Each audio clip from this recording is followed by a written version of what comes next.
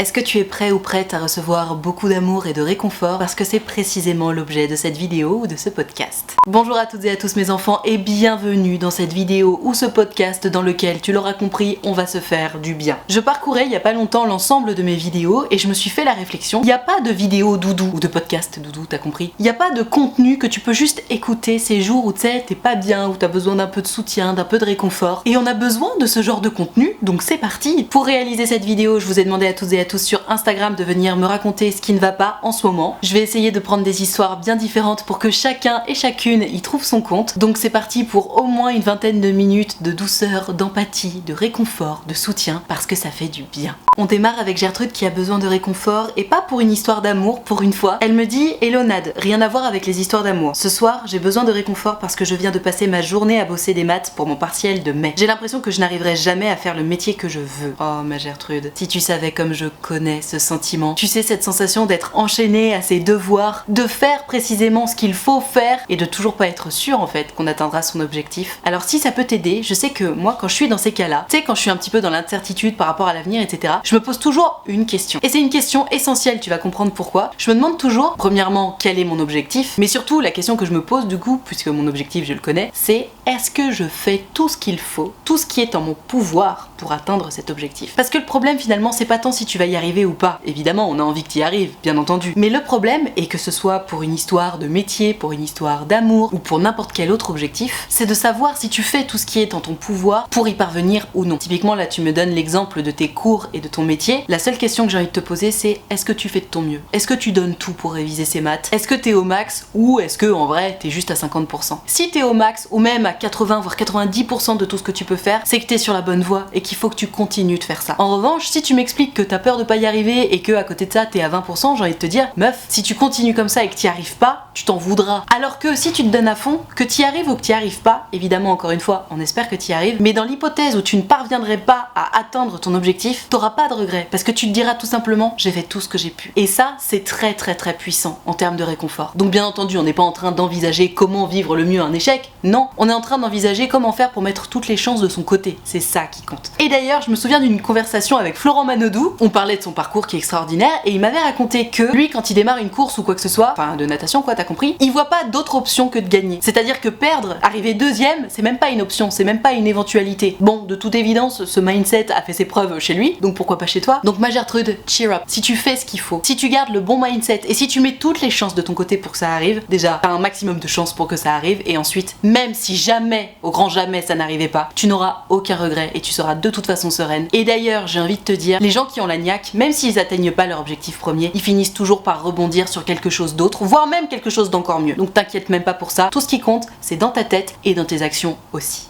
Oh pauvre Gertrude, elle s'est pris un bâche. Elle me dit « Coucou Nadia, j'espère que ça va. » Écoute, moi ça va, merci. Et j'espère qu'après cette vidéo ou ce podcast, toi aussi ça ira mieux. À midi, j'ai annoncé à un mec avec qui je parlais énormément que j'avais des sentiments pour lui. Il m'a dit que ce n'était pas réciproque. Ça s'est fait tout en douceur, sans malaise, et même si la réponse était négative, ça m'a vraiment soulagée de le lui dire. Donc quelque part, je me sens vraiment mieux et je suis vraiment fière d'avoir osé. Et tu peux, hein, parce que c'est hyper important. Pareil, t'as mis toutes les chances de ton côté, bravo. Mais il y a ce petit quelque chose qui me fait un pincement au cœur. Bref, c'est pour le mieux, je suis contente, mais je n'ai pas eu l'occasion de voir mes amis après et j'aurais bien aimé un petit câlin. Merci pour tout, continue comme ça, j'adore ce que tu fais. Oh ma pauvre Gertrude. Je sais, je connais ce sentiment d'avouer ce qu'on ressent à quelqu'un et de constater que ben non, c'est pas réciproque. Ma Gertrude, évidemment, si tu te concentres sur les résultats qui est non seulement c'est pas réciproque, mais du coup en plus cette personne va sortir de ma vie alors que j'en avais pas du tout envie, il y a de quoi être un peu malheureux ou malheureuse, on est d'accord. Mais ma Gertrude, encore une fois, ce qui compte, c'est ton mindset. Tu peux voir la coupe à moitié vide, mais tu peux aussi et surtout la voir à moitié pleine. Moi ce que je vois là dans ce que tu me racontes, c'est que tu as osé. Tu as osé aller avouer tes sentiments à cette personne. Tu as osé aller chercher ce que tu voulais. Tu t'es donné les moyens de tes ambitions. T'as mis toutes les chances de ton côté. Et cette image est surexposée. Tu as fait tout ce qui était en ton pouvoir pour y arriver. La réponse est négative, c'est chiant, ça fait mal, on comprend. Mais la bonne nouvelle malgré tout, c'est que maintenant que t'es fixé, tu vas pouvoir passer à autre chose. Ça y est, cette histoire, elle est derrière toi. Tu sais qu'il n'y a aucun moyen d'atteindre ton objectif dans cette histoire. Donc plutôt que de continuer à perdre ton temps et ton énergie, ça y est, tu vas pouvoir passer à autre chose. Alors oui, ça va prendre quelques quelques semaines pour digérer un petit peu tout ça, pour faire le deuil de cette relation qui n'aura du coup pas lieu, pour combler le vide que ce garçon va laisser derrière lui dans ta vie. Mais une fois que ce sera fait, ma Gertrude, ça y est, tu seras de nouveau disponible émotionnellement parlant et tu seras forte de cette expérience passée. Tu seras fière de toi d'avoir osé, tu seras de nouveau disponible, donc tu auras pris confiance en toi et tu vas pouvoir aller à la rencontre de nouvelles personnes. Bref, ce sera tout bénef. Donc ma Gertrude, ouais, en ce moment, c'est un moment difficile, je comprends. Et d'ailleurs, si t'as besoin d'un petit câlin, évidemment, n'hésite pas à le demander, que ce soit à tes amis, à tes parents, à ta famille, n'importe qui. Un câlin reste un câlin. Évidemment, t'aurais préféré un câlin de ce garçon, mais bon, c'est pas possible. Dans tous les cas, sois douce avec toi-même et surtout sois fière de toi parce que tu peux. T'as fait tout ce qu'il fallait, t'as fait tout ce que t'as pu. Ça n'a pas fonctionné, c'est pas grave. Il y a que ceux qui essayent qui ont la chance de se prendre un mur. Tu t'es pris un mur, c'est pas grave, la prochaine fois ça fonctionnera. Bravo à toi. Oh là là là là, ça pue un peu ça. Tu vas voir, c'est court mais intense. C'est Gertrude qui me dit: mon copain a du mal à quitter son officiel à cause de leur fille. Alors, ma Gertrude, je vais te donner du réconfort, hein, mais avant ça, j'aimerais juste que tu te poses les bonnes questions. Là, j'ai zéro détail sur ton histoire. Elle tient en une dizaine de mots, donc évidemment, j'aurais besoin de beaucoup plus de toute façon pour me rendre compte de si oui ou non t'es dans une relation saine ou pas. Mais la question que j'ai envie de te poser, c'est depuis combien de temps t'es dans cette situation, Gertrude? Est-ce que ça fait 2 semaines ou est-ce que ça fait 2 ans? Parce que là, le délire de il a une famille, il a fondé une famille avec quelqu'un d'autre qu'il n'arrive pas à quitter sous prétexte qu'il a fondé une famille avec cette personne, et moi du coup en attendant je suis dans l'ombre, c'est quand même un très très vieux tableau, très très cliché qu'on connaît toutes et tous trop bien. La place du con, c'est toi qui l'as. Et son officiel, entre guillemets, comme tu dis. Le seul qui trouve son compte dans toute cette histoire, c'est lui, hein, parce qu'il a le beurre, l'argent du beurre et les 2 crémières. La classe. Ma Gertrude, si tu m'as envoyé ce message, c'est qu'aujourd'hui tu te sens malheureuse à cause de cette histoire. Donc pose-toi une question importante. Est-ce qu'en général tu es heureuse dans cette histoire ou pas? Parce que si en général t'es plutôt malheureuse dans cette histoire et qu'il quitte toujours pas cette nana, qui te dit qu'il va vraiment le faire en fait? Depuis combien de temps ça dure? C'est pour ça que je te posais cette question. Et si tu penses qu'il va vraiment le faire, dans combien de temps? Mets-toi une deadline, c'est hyper important. Parce que au bout d'un moment, si tu restes dans cette situation, personne ne viendra t'en sauver. Pourquoi? Parce que lui, évidemment, comme je te disais, il a son compte, il a les 2 crémières, il est trop content. Il y a que toi qui peux décider de te sortir de cette situation si elle ne te convient plus. Et j'ai l'impression qu'elle ne te convient déjà plus. Puisque tu m'envoies ce message, c'est que t'es malheureuse. Donc pose-toi les bonnes questions. S'il est censé la quitter, dans combien de temps? Quelle est ta deadline? À quel moment tu te dis, ok, à partir de ce jour-là, s'il l'a toujours pas quittée, c'est qu'il la quittera jamais, et moi je lâche l'affaire parce que je vaux mieux que ça. Parce que c'est ça la vérité, ma Gertrude. Pourquoi t'es malheureuse aujourd'hui? C'est parce que t'as conscience que tu vaux mieux que ça. T'as conscience que t'as besoin de beaucoup mieux, beaucoup plus que ça. Et pour une raison que moi j'ignore, mais que toi tu dois connaître au fond de toi, tu continues d'accepter cette situation-là. Pourquoi? Comment? Combien de temps encore? Il y a que toi qui peux y répondre, mais pose ces limites-là. Et je vais t'expliquer pourquoi c'est important de poser ces limites-là. C'est parce que une fois qu'elles seront posées, ces limites-là, déjà toi, t'auras un petit peu moins l'impression de te manquer de respect à toi-même, parce que là, pour l'instant, le délire de rester dans l'ombre et dans l'attente de quelqu'un qui, pour l'instant, ne fait rien, c'est pas très valorisant. Mais en plus, t'auras un repère. Tu sauras combien de temps encore tu es d'accord pour que cette situation continue de durer. Après, par contre, si la deadline passe, là, il va falloir prendre les choses en main et dire, ok, c'est terminé. Je me respecte, je vaux mieux que ça. J'ai attendu suffisamment longtemps. Maintenant, c'est goodbye. Ça demande beaucoup de détermination aussi, mais c'est ultra nécessaire. Si tu ne fais pas ça, ma Gertrude, tu vas te perdre dans les méandres de l'attente, de la dépendance affective, et tu vaux mieux que ça. D'ailleurs, n'importe qui vaut mieux que ça. Je sais pas si mes paroles sont très réconfortantes pour toi, mais dans tous les cas, là, ce que je vois, c'est que t'es perdu. T'es perdu, comme je te disais, dans ces méandres de l'attente, de la dépendance affective, etc. Pose-toi des limites, mets-toi un cadre. Combien de temps tu es d'accord pour supporter cette situation-là? Quelle est la date de fin de cette situation qui ne te convient pas? Ça, c'est hyper important. Courage, ma Gertrude. Ah, la classique. Gertrude me dit: Hello Nad, de mon côté j'ai rompu avec mon ex il y a 3 mois tout pile et j'ai du mal à m'en remettre depuis. Pourtant j'ai fait ce qu'il fallait, j'ai arrêté de la voir, je me suis désabonnée de son Insta, etc. Mais j'ai du mal à m'empêcher d'y penser, bien que je sais que se séparer était la bonne chose à faire. En plus, je vois plein de couples autour de moi en ce moment, je suis contente pour eux, mais c'est dur à vivre quand on est seul. Bref, SOS, besoin de réconfort. Ma pauvre Gertrude, comme je comprends. Tu me dis que ça fait 3 mois que tu es séparée de ton ex, mais 3 mois c'est si court. C'est si court pour oublier quelqu'un. Je sais pas combien de temps vous êtes restés ensemble, mais c'est tout à fait normal de penser encore à son ex 3 mois après la rupture. Le temps de deuil de la relation, ça prend du temps. En revanche, j'espère quand même que tes périodes de bad dues à cette rupture sont quand même de plus en plus espacées. Parce que tu sais, au début, je dirais le premier mois, c'est vraiment très difficile une rupture parce que la personne laisse un tel vide derrière elle dans ta vie que t'es en mode ah, je tombe, donc t'y penses tout le temps, donc t'es tout le temps en insécurité, et puis tu viens de te prendre un peu dans la face la grosse claque de la fin de la relation, bref, c'est dur à gérer. Mais une fois que le premier mois est passé, premier mois et demi, tu sais, tu commences un petit peu à retrouver tes repères, etc. Les moments de bad s'espacent quand même pas mal. Tu commences à retrouver une vie à peu près équilibrée. Donc j'espère vraiment que t'es déjà dans ce rééquilibre là de ta vie, ma Gertrude, parce que si c'est pas le cas, il faut que tu fasses en sorte que ça arrive. Il faut que tu trouves des nouvelles activités, des nouvelles personnes à fréquenter, j'en sais rien, mais il faut que tu rééquilibres ta vie. En admettant que tu sois bien rééquilibré, etc. et que tu me dises, bah voilà, je suis malheureuse parce que je pense encore à mon ex, tout ce que je peux te dire c'est, c'est normal. T'étais amoureuse de cette nana, vous vous êtes séparés, c'était la bonne chose à faire, tant mieux. Rappelle-toi toujours de pourquoi vous vous êtes séparés. Rappelle-toi toujours que vous avez décidé en votre âme et conscience qu'il était mieux pour vous d'être séparés plutôt qu'ensemble. Donc oui, évidemment qu'elle te manque. Vous avez partagé un moment de votre vie ensemble, c'est normal qu'elle te manque. Et ça sert à rien de se battre contre ce sentiment-là d'ailleurs. Oui, les gens avec qui on a été en couple nous manquent à un moment ou à un autre, et ils continuent de nous manquer jusqu'à la fin de nos jours. C'est normal, on a passé un moment de vie avec eux. Et ça arrive d'être nostalgique par rapport à ces personnes-là. Seulement, au début ça fait mal, et au bout d'un moment, on y repense avec le sourire. C'est là qu'on sait qu'on a fait vraiment le deuil de la relation. Donc ma Gertrude, tout ce que je peux te dire, et j'espère que ça te réconfortera, c'est que 1, c'est normal que tu penses encore à elle. 2, tu es sur la bonne voie, tu as passé le plus dur. À partir de maintenant, ce sera tous les jours un petit peu plus facile. 3, évidemment, les moments où c'est dur, occupe-toi la tête. Tu peux tout à fait te laisser traverser par le manque et les souvenirs de cette personne. C'est sain, c'est normal, c'est important. Ça fait partie du travail de deuil de la relation. Mais ça sert à rien non plus de creuser sa propre tombe. C'est-à-dire que quand tu y penses, ok, tu te prends, j'en sais rien, 10 minutes, un quart d'heure, 1 heure même si tu veux pour y penser. Et après, allez c'est bon, on passe à autre chose. Passer toute la journée à pleurer sur son ex avec qui on est plus depuis 3 mois, c'est pas bon. Parfois c'est nécessaire et parfois ça fait du bien, ok, mais faut pas que ce soit tous les jours en tout cas. Donc ma Gertrude, comme je te disais, 1, c'est normal. 2, le plus dur est derrière toi, donc ça veut dire que 3, ce ne sera jamais aussi dur que ça l'a été. Et 4, demain est un autre jour. Je sais, ça peut paraître ultra bateau comme phrase, mais rappelle-toi que tu ne sais pas de quoi demain est fait. Tu ne sais pas qui tu vas rencontrer demain. Si ça se trouve, demain tu rencontres la femme de ta vie, tu vois. Si ça se trouve, tu la rencontres pas, on n'en sait rien. Dans tous les cas, trust the process, comme ils disent. Tu es en train de tourner une page, c'est douloureux de temps en temps, mais c'est pour le mieux, tu le sais. Et surtout, encore une fois, demain est un autre jour dont tu ne sais pas de quoi il sera fait. Donc profite de cette heureuse perspective, et même dis-toi que cet après-midi est un autre après-midi, tu vois. Tu sais pas ce qui va se passer. Donc dans le doute, sors, fais des activités, rencontre des gens, tu sais pas qui tu vas rencontrer. Ça se trouve, tu vas rencontrer quelqu'un de cool, d'intéressant, qui va illuminer tes journées. Peut-être que tu ne rencontreras pas cette personne demain, ni après-demain, ni après-après-demain, peut-être que ce sera dans 3 jours, mais bref, t'as compris. Si t'as besoin d'air, sors, rencontre des gens, c'est la meilleure chose à faire.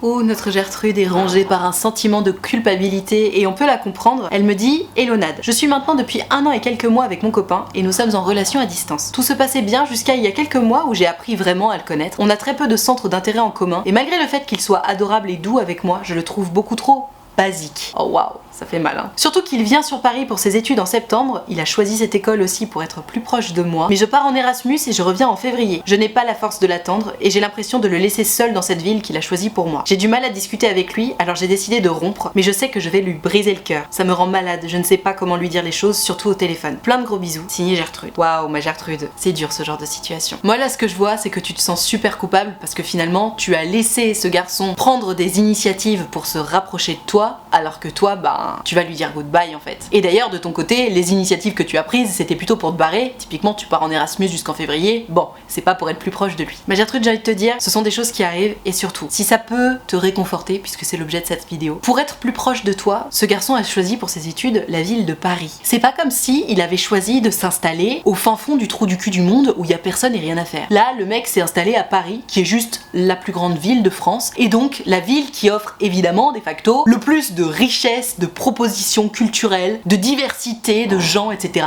Donc à la limite, le fait qu'il soit venu s'installer à Paris, que ce soit pour toi ou que ce soit son choix ou les deux, il est potentiellement pas en train de perdre au change. Sauf s'il déteste les grandes villes et que vraiment c'était une preuve d'amour pour toi, il va venir faire ses études à Paris, je suis pas inquiète pour son avenir. Encore une fois, c'est pas comme s'il avait refusé une maxi opportunité pour venir s'installer près de toi, tu vois ce que je veux dire? Donc là-dessus, déculpabilise-toi un peu, Paris c'est loin d'être la pire ville du monde, bien entendu Lyon c'est la meilleure ville de France, mais bon ça tout le monde n'est pas d'accord avec moi, mais bref, Paris c'est pas trop mal. Premier point. Ensuite, tu m'expliques que tu te rends compte que finalement vous avez pas grand chose à commun et qu'il va falloir le quitter et que t'es très malheureuse parce que tu sais que tu vas lui briser le cœur. Je comprends. Mais ma Gertrude, pareil, déculpabilise-toi. Honnêtement, je pense que ce garçon, il préfère ne plus être avec toi plutôt que d'apprendre que pour l'instant, la seule raison pour laquelle tu es encore en couple avec lui, c'est la pitié. Parce que c'est ça le problème, hein. Là, tu t'es rendu compte que tu voulais plus être avec lui. Pourquoi t'es encore avec lui? C'est parce que t'as pitié et parce que t'as peur. T'as peur de lui faire du mal. Donc bref, t'as peur d'avoir pitié de lui. Horrible, je te raconte pas le coup à l'ego d'apprendre que quelqu'un est resté avec nous par pitié, quoi. Oh, plutôt mourir. Personne n'a envie envie d'être le boulet de qui que ce soit. Donc vraiment, je t'assure, même si sur le moment ce sera pas clair dans ta tête, n'importe qui préfère être seul plutôt qu'être le boulet de qui que ce soit. En revanche, troisième point, et pour le coup celui-là je comprends que tu culpabilises, tu me dis oui, je sais pas trop comment lui dire, notamment par téléphone. C'est là ma Gertrude que je suis vraiment pas d'accord avec toi. Pour moi une rupture, et notamment quand ça fait plus d'1 an qu'on est ensemble, ça se fait en face à face. Parce qu'encore une fois, tu me dis que tu sais pas trop quoi lui dire, etc.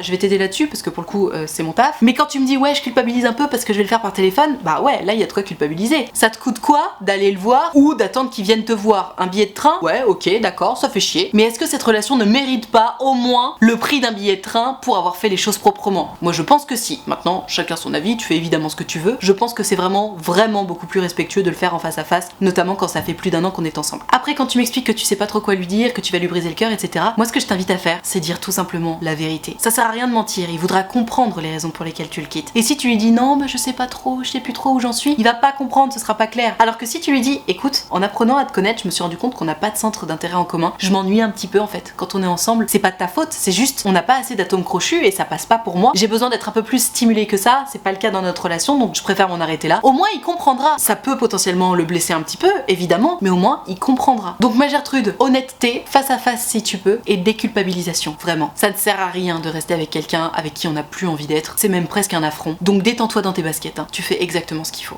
Tu connais ces moments où tu sais t'es pas bien et bizarrement au lieu de faire ce qu'il faut pour aller bien, tu fais précisément l'inverse. Là c'est le cas de Gertrude. Je te lis ce qu'elle me raconte. Hello Nad, j'espère que tu vas bien, moi non.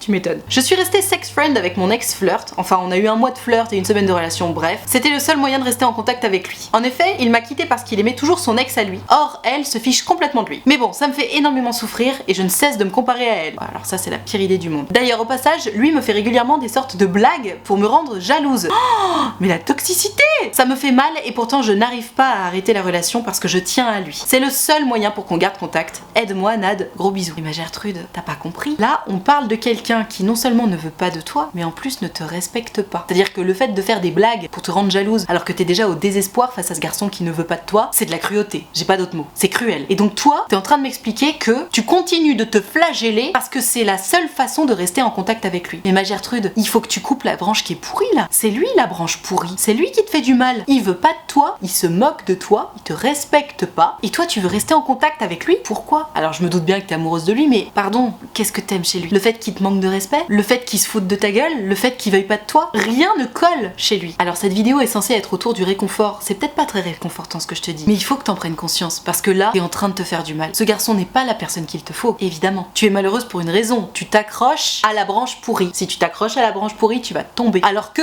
si tu coupes la branche pourrie et que tu restes sur l'arbre, oh, ça y est, il va redoubler de puissance et de vie et d'énergie, tu vois. Ma Gertrude, trêve de plaisanterie, la relation que tu entretiens avec ce jeune homme est toxique, elle te fait du mal. Ce garçon ne te respecte pas, il ne veut pas de toi et il ne t'apportera jamais ce que tu recherches. Je pense qu'il est donc temps que tu arrêtes cette relation. Il est temps que tu ouvres les yeux sur le fait que non, rester en contact avec lui, ce n'est pas la bonne solution. Enfin, c'est la bonne solution pour te faire plus de mal. Je pense que c'est pas ton objectif. Là, il faut arrêter, il faut couper les ponts. Il faut te choisir toi et tes besoins plutôt que ce désespoir qui dicte tes choix. Est-ce que t'as vraiment envie de rester cette fille désespérée qui est en train de mendier pour un peu d'attention et qui se dit je suis obligée de me flageller pour rester en contact avec quelqu'un qui ne me respecte pas? Oh, mon Dieu, t'as pas envie d'être cette personne-là, Gertrude. Ressaisis-toi, ouvre les yeux, rends-toi compte que tout ça, ça va pas. Et la seule personne pour laquelle ça va pas, c'est lui. Depuis qu'il est rentré dans ta vie, il fout la merde. Sors-le de ta vie. Il ne veut pas de toi, il ne te respecte pas, il ne t'apportera jamais ce que tu veux. Toutes les conditions sont réunies pour sortir cette personne de ta vie, définitivement. Ça demande un peu de courage, je te demande pas de le faire aujourd'hui, mais peut-être demain ou après-demain. Parce que là, il est temps. Ça fait suffisamment de temps que ça dure cette situation, et maintenant, ça suffit. Le jour où tu seras capable de dire ça suffit, je vaux mieux que ça, je mérite mieux que ça, t'auras tout gagné, ma Gertrude. Alors courage. Demain est le premier jour du reste de ta vie, à toi de voir ce que t'as envie d'en faire. Sur cette bonne parole, je vais m'arrêter là pour cette vidéo ou ce podcast autour du réconfort. J'espère que c'était effectivement réconfortant, j'ai l'impression d'avoir un petit peu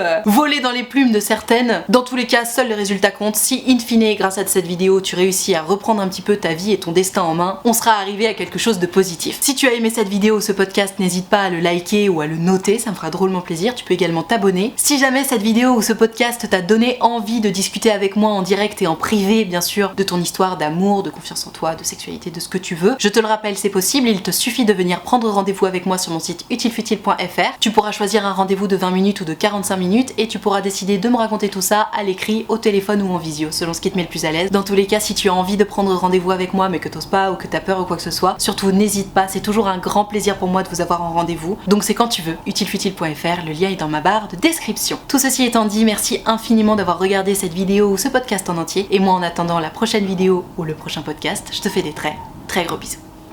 Ciao.